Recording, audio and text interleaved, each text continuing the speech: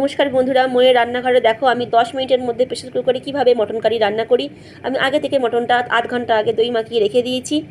এরপরে এর মধ্যে আমি দেবো পেঁয়াজ কুচি দিয়ে দিচ্ছি, দেখো আমি ক্যাপসিকাম কুচি দিয়ে দিচ্ছি, এরপর দিয়ে দেবো টমেটো কুচি। তারপরে আমি আলুটা দেখো নুন হলুদ মাখিয়ে আমি ভেজে নিয়েছি, গরম তেল আছে। এরপরে আদা রসুন জিরে ধনে কাঁচা লঙ্কা শুকনো লঙ্কা সব আমি বাটা নিয়ে নিয়েছি। এরপরে গোটা গরম মশলা তেজপাতা নিয়ে নিয়েছি, কাশ্মীরি লঙ্কা গুঁড়ো নিয়েছি, নুন নিয়েছি পরিমাণ মতন, হলুদ দিয়েছি পরিমাণ মতন। এবার হাতে করে আমি ভালো করে জিনিসটা ভালো করে মেখে নিচ্ছি। ভালো করে মেখে নেওয়ার পর যে গরম তেলটা আছে সেই গরম তেলটা আমি দিয়ে দেবো। আমি কিন্তু কোনো জল দেবো না, এখন আমি প্রথমে দিয়ে তারপরে প্রেশারটা বন্ধ করে আমি একটা সিটি দেওয়া পর্যন্ত ওয়েট করব।